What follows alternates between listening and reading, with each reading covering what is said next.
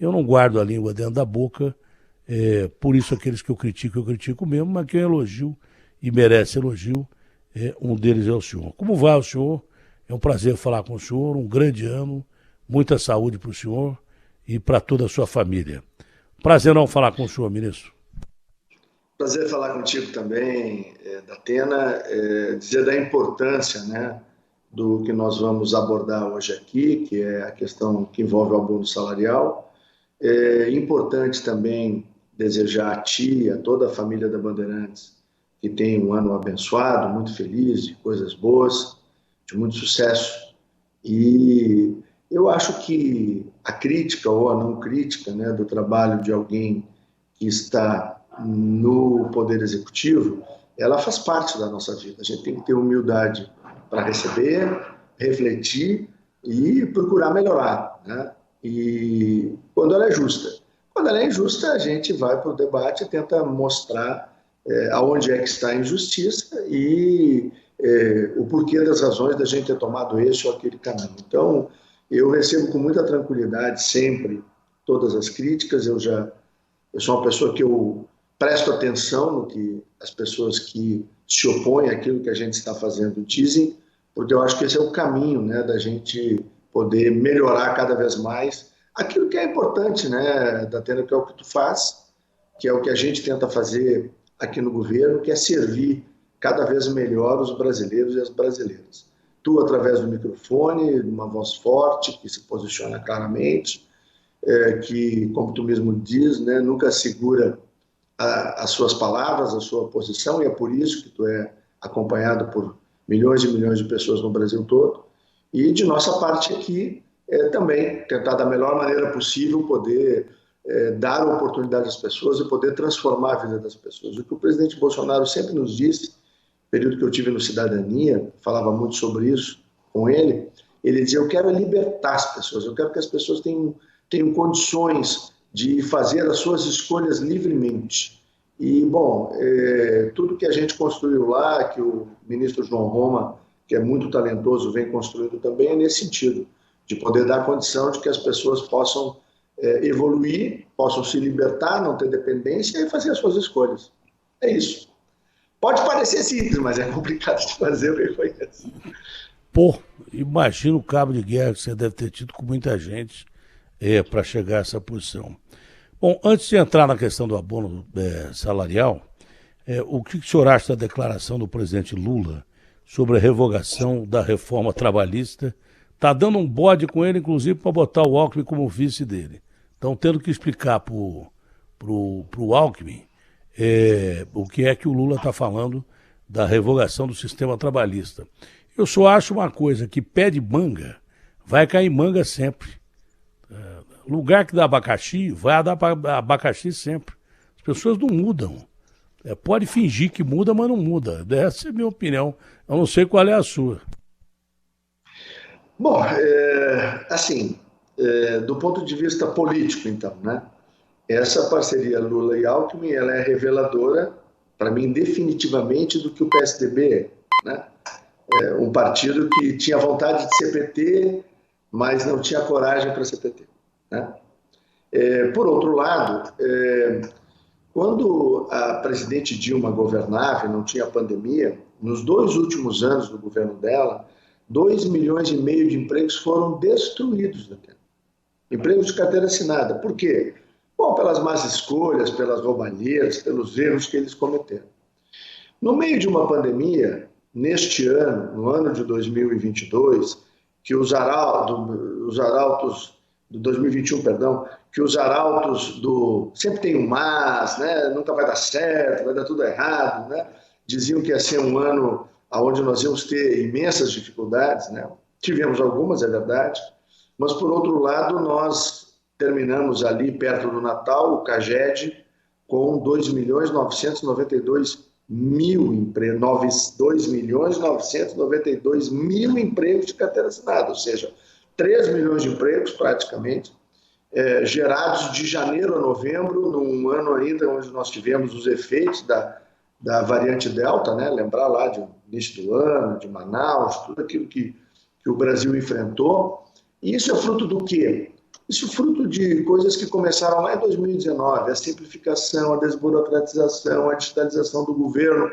Ou seja, nós fomos melhorando o ambiente de negócio no Brasil, e aí tem um ponto que o Lula jamais vai entender, porque ele não entende de muitas coisas, ele entende de poucas coisas.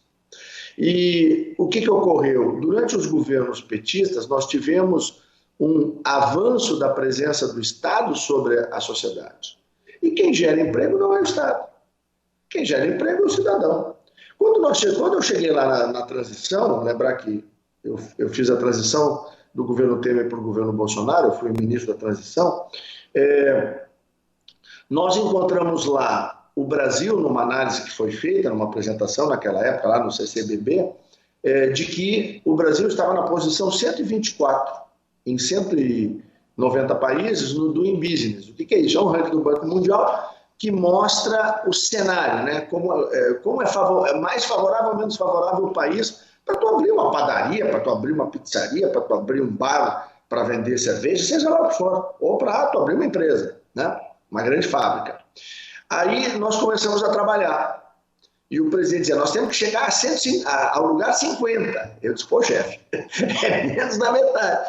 A gente trabalhou bastante e nós estamos esperando o ranking do Banco Mundial com as ações que nós tomamos nos últimos 2 anos, né? 2019 e 2020, e algumas que nós tomamos no início de 21, nós deveremos ficar na posição 80, ou menos do que a posição 80. Então, nós estamos falando aí de um avanço importante. Então, esses quase 3 milhões de empregos são reflexos disso também. Ou seja, simplificou, facilitou, mostrou para as pessoas que é possível, é mais simples, é menos burocrático. Então, aí aparece a oportunidade. O que o Lula não entende é que tudo isso aconteceu porque o Brasil fez uma atualização, nem foi no nosso governo, foi no governo anterior, uma atualização de uma legislação trabalhista que ela é de 1940. Ou seja, o mundo era completamente diferente. Nós em 1940, 1950, ela não existia, né? Mas em 1950, 1960, 1970, 1980, Datena, nós não estaríamos falando do jeito que nós estamos falando agora. Por quê? Porque a tecnologia evoluiu. Agora, na pandemia, o que a gente descobriu? O que várias empresas, ou milhares de empresas do mundo todo descobriram?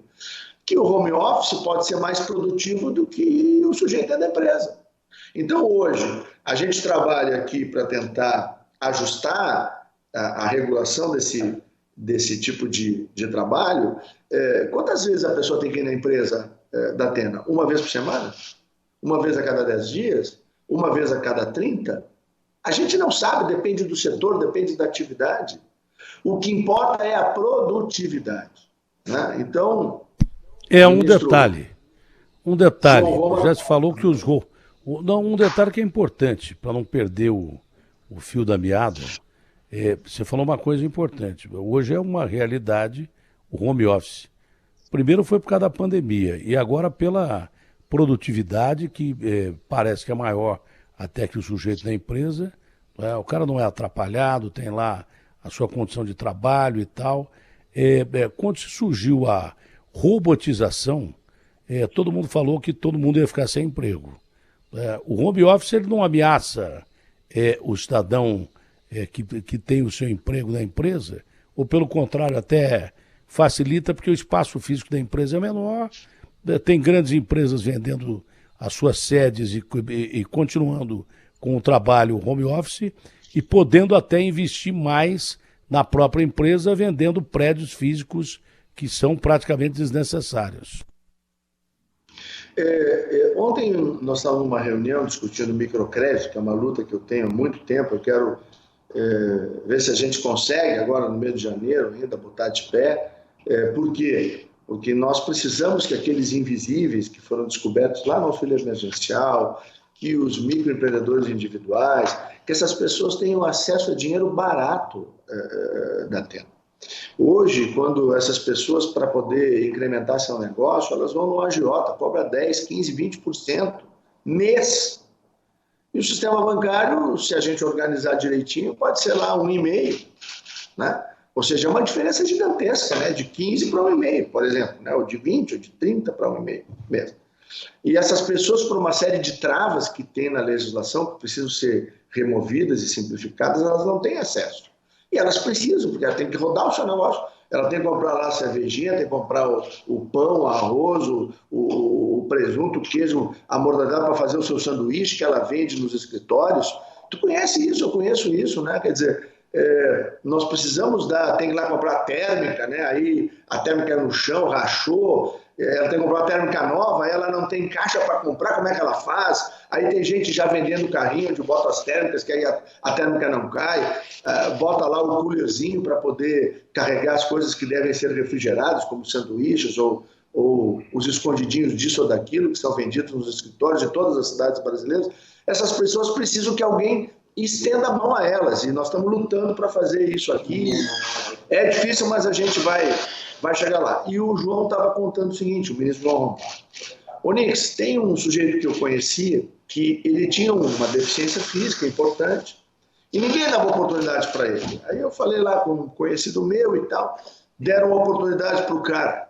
Em 3 semanas ele foi promovido. Sabe por quê, Datena? Porque o cara tinha a produtividade que toda outra equipe de vendas não tinha. Então, às vezes a gente precisa apenas, eu digo sempre, abrir uma porta, né?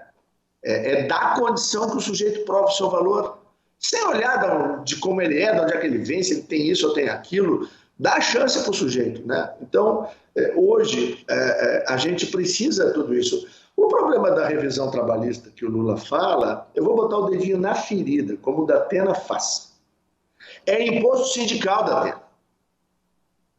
Acabou a claque paga. Ele não tem mais aquele povo que eles pagavam e que iam lá bater palma para eles, porque não tem mais imposto sindical. Na verdade, ele não está preocupado com a questão da empregabilidade das pessoas, ele está preocupado com a manutenção da estrutura que os levou ao poder. E o que os levou ao poder foi a estrutura sindical. Esse é um fato. Eles estão desesperados porque a teta secou. Esse é o problema. Então a gente tem que falar a verdade. Botar o dedo na ferida. Quer reaparelhar o sistema, não? Quer reaparelhar o sistema. É isso. Agora, eu, no que puder fazer aqui no Ministério do Trabalho, eu quero simplificar, facilitar, para que as pessoas tenham emprego de carteira assinada e tenham um outro lado, um outro mundo, que o PT nunca olhou. São os invisíveis que nós achamos, os 26 milhões de brasileiros que nós encontramos no auxílio emergencial. Quase uma Argentina. Se tu somar os MEIs, e se nós somarmos, né, aqueles que ainda estão na informalidade, nós estamos falando aí de algo próximo de 40 milhões de pessoas, que são brasileiros que precisam ter uma rampa, eles têm que sair da formalidade. É uma Argentina. É uma Argentina que foi descoberta no Brasil. Exatamente. Agora, nós precisamos criar essa rampa. O problema do Lula é que ele sempre viveu do trabalho dos outros, do suor dos outros, entendeu? Pegava lá o dinheiro do imposto sindical e ele vivia tomando uísque, cachaça, sei lá o que ele toma, mas o dinheiro vinha do trabalhador que ia suar lá na fábrica. Não era ele que suava, não. Nunca gostou de trabalhar. Vem cá, Onix, a questão do abono salarial. Como é que vai ser o pagamento do abono salarial? E com um detalhe, isso deve estimular o consumo. Estímulo de consumo. Os caras têm medo, por isso que o Banco Central aumenta juros quando sobe a inflação. Mas estímulo de consumo com a inflação de quase 11%, não é meio um contrassenso? Ou dá para controlar isso? Eu acho que o Paulo Guedes devia estudar tudo de novo que ele estudou lá em Chicago, porque até agora tem coisa que ele faz que não dá certo. Mas é opinião minha, eu já estive até falando com ele. O dia que ele esteve aí na Bandeirantes, ele falou assim, você é meu maior detrator. Eu falei, eu e 210 milhões, ô ministro. Bom, mas já foi, é boa gente, eu gosto dele. Mas gosto, mas não gosto do que ele faz. Eu não gosto do que ele faz. Eu acho que ele devia tentar outra coisa, sei lá, maestro. Ele parece até maestro. Mas, isso não é um contrassenso você estimular consumo com a inflação desse jeito que está. É possível você dar um abono, estimular o consumo e controlar a inflação? Na minha visão, sim, né? E eu quero lembrar que isso é um direito do trabalhador, né? O PIS e o PASEP e o abono salarial, que tem base, né, na contribuição do PIS e na contribuição do PASEP. O PIS pago pela Caixa, o PASEP pago pelo Banco do Brasil, e por isso que a tua audiência, que é tão importante, ela nos ajuda a dar essa divulgação precisa, né? Nós vamos concentrar no mês de fevereiro e de março. O pagamento são 22 milhões de beneficiários, né? São quase 23 bilhões de reais. Quem é que tem o direito? Vamos relembrar aqui. Todos aqueles que estão inscritos há mais de 5 anos no PIS e no PASEP, o PIS na Caixa, o PASEP no Banco do Brasil, tem direito. Esse abono, ele é referente ao ano base de 2020. Então, quem em 2020 ganhou até 2 salários mínimos e esteve de carteira assinada, pode ser só um mês, ele recebe 1 dozeavo. Se ele teve 2 meses, ele recebe 2 dozeavos. Se ele teve 6 meses, ele recebe meio salário mínimo, e se ele teve o ano todo empregado, ele recebe um salário mínimo inteiro. Então, são recursos importantes.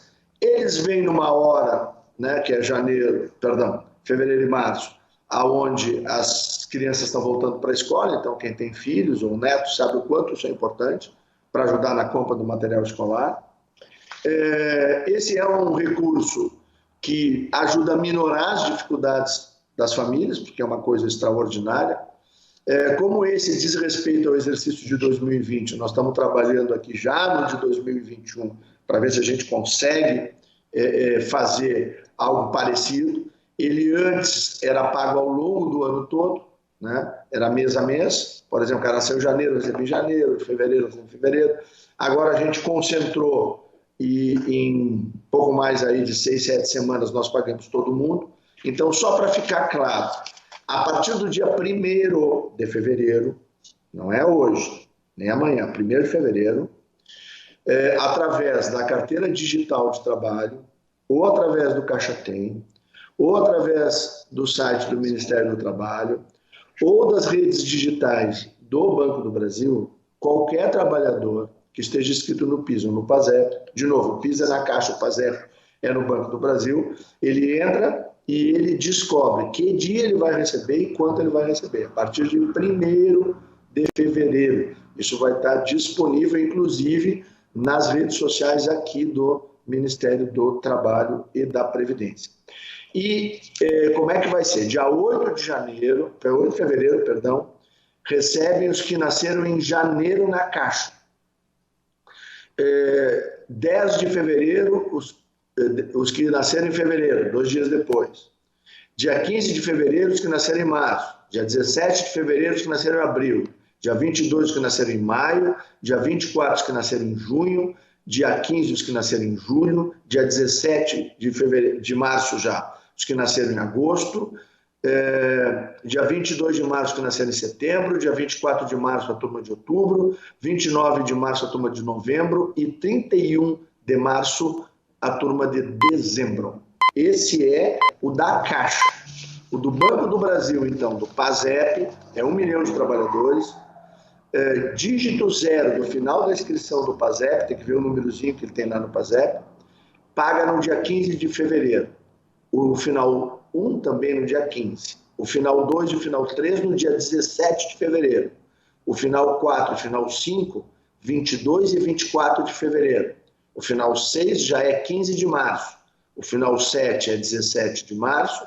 O final 8 é 22 de março. O final 9 é 24 de março. Então, entre fevereiro e março, nós vamos pagar todos esses 22 milhões de brasileiros. Muita gente.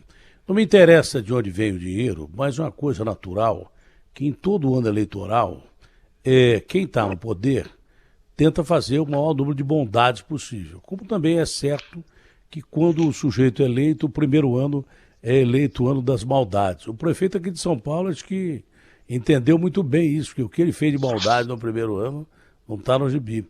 Mas é uma coisa natural da política, você não vai mudar, não é? Tudo aquilo que você precisa e o povo brasileiro precisa mais do que nunca de ajuda, eu tenho a impressão que vai ter a partir de agora por causa do ano eleitoral. O senhor vai dizer, não é por causa do ano eleitoral, mas não, de uma maneira bem clara, papo reto que a gente sempre teve, é impossível que a situação do brasileiro piore. Ah, mas você vai falar do ministro Tarcísio? Eu vou. Ah, mas o ministro Tarcísio pode concorrer de um grupo diferente do seu nas eleições. Primeiro que eu estou me lixando para a eleição. Se tiver que concorrer à eleição, eu concorro à eleição. Mas o senhor é jornalista. O sujeito não venha me falar no ouvido que eu tenho que falar ou perguntar, porque eu mando andar. Eu mando quem for. Só não mando o dono da emissora, que ele me manda embora. Esse eu escuto. Então ele me manda embora, pelo respeito que eu tenho a ele, pelo carinho que eu tenho a ele, porque eu trabalho há 20 anos com ele. Mas eu vou falar do ministro Tarcísio, sim. Ah, mas ele vai concorrer em São Paulo aí. Pode ser que seja contra você ou contra vocês e tal. Eu estou me lixando para isso. O que eu quero é o bem do Brasil. O ministro Tarcísio é uma peça importante daqui para frente. O senhor é fundamental, mas o ministro Tarcísio é uma peça importante, né? O senhor está pagando abono, pagou auxílio emergencial, mas nós estamos falando de emprego, né? Nós precisamos de abrir campos de trabalho, obras e coisas que tais. Mas isso aí vai ajudar o Tarcísio a se eleger. Que se ferre, se ele tiver que ser eleito, ele que seja eleito, mas se for para o bem do povo, eu repito ao senhor, né? O ministro Tarcísio passa a ser importante, que não adianta só aquela história de sempre, aquele papo furado, mas é verdade, por isso que resiste. Não dá o peixe, dá a vara. Tem previsão de crescimento de campo de trabalho esse ano, ministro? Eu sei que a pergunta deveria ser interessada ao Tarcísio, mas vocês trabalham aí lado a lado. Bom, primeiro, o ministro Tarcísio é um homem extremamente competente, já provou isso, né? Só essa transformação da logística brasileira, saindo de cima a sua ampla maioria do pneu do caminhão e das estradas, e retomar a navegação de cabotagem na BR do Mar, que foi aprovada recentemente. Lamentavelmente, né, o parlamento atrasou essa retomada na navegação, né, brasileira, que vem desde da época do Império, né, em larga escala no Brasil, que sempre foi muito importante para o nosso país. E essa retomada da navegação também pega o Uruguai e a Argentina, o que melhora ainda o desempenho da navegação brasileira e da própria indústria naval brasileira. Por outro lado, né, o ministro Tarcísio fez um trabalho extraordinário no que diz respeito à ampliação da malha ferroviária brasileira. O Brasil mais do que dobra a sua estrutura ferroviária e vem com atualizações importantes, né? Em pouco tempo é capaz de se tirar uma carga de Porto Alegre e levar a Manaus, né?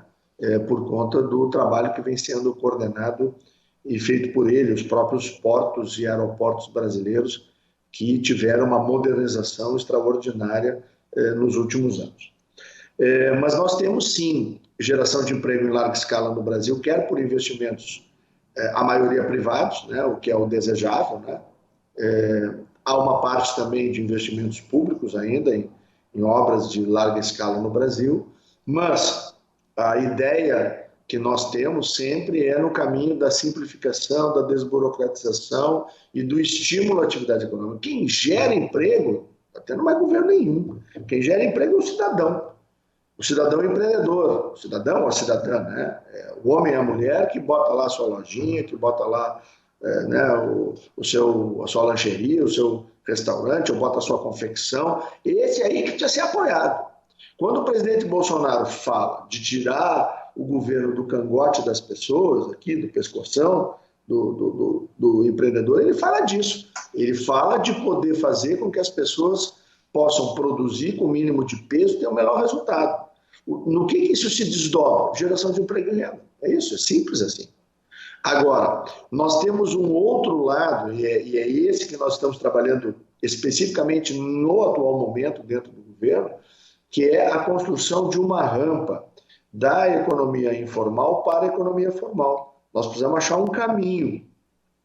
São em torno de 40 milhões de brasileiros hoje. Do México para baixo, o Brasil é o país que tem o menor grau de informalidade, mas ainda é muito grande, a média latino-americana é 60%. O Brasil está lá nos 48%, 49%, mas é muito grande, Nós estamos falando de mais de uma Argentina trabalhando na informalidade. Pronto, para nós usar o exemplo que há pouco tu também usou. E precisa se achar um caminho, e esse caminho é oportunidade com qualificação. Uma das grandes queixas que tu deve ouvir também dos amigos empresários, que acompanham o teu trabalho, que conversam contigo, nós temos um problema de qualificação da nossa mão de obra que nós precisamos solucionar. Nós precisamos dar condição a que o trabalhador brasileiro ele tenha a qualificação que hoje o desenvolvimento tecnológico exige do posto de gasolina. Quer dizer, imagina, o sujeito que antigamente trabalhava em posto de gasolina, ele tinha que saber mexer na manivela e apertar uma bomba. Bom, hoje já não é mais assim. Hoje ele já precisa ter conhecimento de informática, porque ele vai fazer uma operação totalmente automatizada, ele vai cobrar de maneira totalmente automatizada, ele vai ter que emitir uma nota fiscal automática, que não é mais escrita, ou seja, ele tem toda uma outra visão, né? É como, eu vou lembrar agora, nós vamos, né, revelar um pouquinho aí a nossa juventude de muito tempo, né? Na nossa época de jovem, era dava um chorinho ali no carburador do Fuca e tocava para frente. Hoje a gente vai no mecânico, ele bota lá um computador... Pano molhado no Fusca álcool. Pô, tu fica olhando aquele negócio, por onde é que começa e por onde é que termina, né? Ninguém mais sabe, né? Antigamente era mais É melhor fácil. você parar de falar que os caras vão descobrir que nós temos uma idade super avançada. Vão lembrar da bola de capotão. A sua assessoria está pedindo para encerrar, não sei se mudou a assessoria, porque eu achei curta a conversa, ou se é a saudade que eu estou de conversar com você, mas eu não ia fazer essas duas perguntas, já que a assessoria mandou encerrar, vou fazer curta e grossa. Primeiro, o ruído que teve com o Barra Torres e o Bolsonaro, e o ruído do ministro do chefe do Exército com o presidente da República. Está superado ou não? Mandando do Exército com o presidente da República. A comandante do Exército, o general Paulo Sérgio, tem uma excelente relação com o presidente, que eu já testemunhei, dos dois. Acho que não tem ruído nenhum, né? Agora, no que diz respeito ao que o presidente da Anvisa fez, eu achei algo desrespeitoso.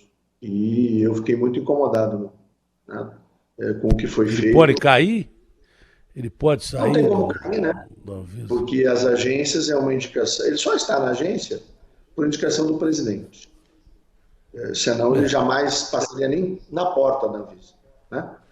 E a forma como ele se conduziu, eu achei completamente inadequada, desproposital, uma forma agressiva, e eu acho que precisa ter um pouquinho de compostura. Acho que a mosca azul picou e a soberba tomou conta do atual presidente da Anvisa. Acho que humildade faria muito bem para ele. Aliás, para todos nós faz bem. Um chazinho de humildade, né? Todo dia. Eu boto todo dia meu joelho no chão, viu, Datena? Para mim não esquecer do Deus que sirvo, entendeu? Quem eu sou. Isso é bom. Então, e nós todos erramos, nós todos acertamos. Acho que a gente precisa, e eu tenho muito respeito por ti, porque tu é um cara firme, que tem as tuas posições, que eu respeito, mesmo quando a gente tem eventual divergência, mas tu é um cara humilde e preocupado com o teu semelhante, e respeitar o teu semelhante. Tu respeita as pessoas. Eu acho que respeitar as pessoas é fundamental em qualquer relacionamento humano, ainda mais com o diretor-presidente da Anvisa e com o presidente da República.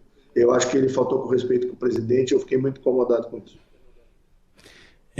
O que mais me preocupa, primeiro, muito obrigado, é recíproco. Eu tenho muita afinidade com o senhor. Agora, estou dizendo o senhor porque eu sou mais velho que você.